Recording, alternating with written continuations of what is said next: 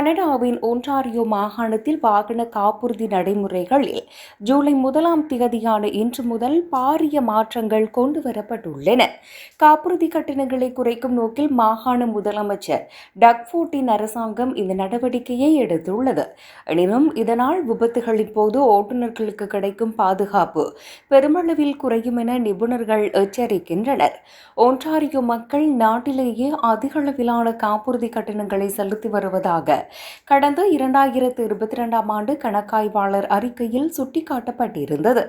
இதன் பின்னணியில் வந்துள்ள புதிய சட்ட மாற்றங்களின்படி இதுவரை காலம் கட்டாயமாக வழங்கப்பட்டு வந்த பல முக்கிய விபத்து கொடுப்பனவுகள் இனிமேல் கட்டாயமானவை அல்ல என மாற்றப்பட்டுள்ளன.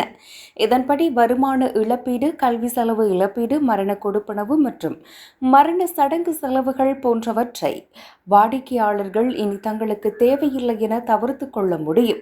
இனிவரும் காலங்களில் மருத்துவ பராமரிப்பு, புனர்வாழ்வு மற்றும் உதவியாளர் பராமரிப்பு ஆகிய அடிப்படை உதவிகள் மாத்திரமே கட்டாய காப்புறுதியின் கீழ் வழங்கப்படும். ஷுவரெக்ஸ் இன்சூரன்ஸ் நிறுவனத்தின் தலைமை நிர்வாகி லான்ஸ் மில்லர் இது குறித்து கருத்து தெரிவிக்கையில், அடிப்படை காப்புறுதியை மட்டும் பெற்றுக்கொள்வதன் மூலம் வருடத்திற்கு $100 முதல் $200 வரை சேமிக்க முடியும். ஆனால் சிறிய தொகையை சேமிப்பதற்காக மரண சடங்கு போன்ற கொடுப்பனவுகளை தவிர்த்தால் விபத்து ஏதும் நேரிடும் பட்சத்தில் பல்லாயிரக்கணக்கான டாலர்களை சொந்த பணத்திலிருந்தே செலவழிக்க வேண்டி வரும் என எச்சரித்துள்ளார்.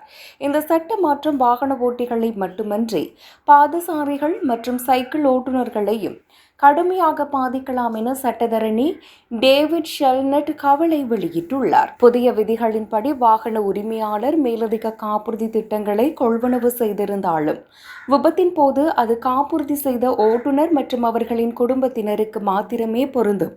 வாகனத்தை வேறொருவருக்கு கடன் கொடுத்து விபத்து நேர்ந்தாலோ அல்லது பாதசாரிகள் விபத்துக்குள்ளானாலோ அவர்களுக்கு அடிப்படை மருத்துவ உதவிகள் மட்டுமே கிடைக்கும். ஏனைய முக்கிய இழப்பீடுகள் கிடைக்காது. டொரண்டோ போன்ற பெருநகரங்களில் வாகனம் ஓட்டாத, சொந்த காப்புறுதி இல்லாத பல ஆயிரக்கணக்கான பாதசாரிகளுக்கு இது பெரும் அநீதி என அவர் சுட்டிக்காட்டியுள்ளார்.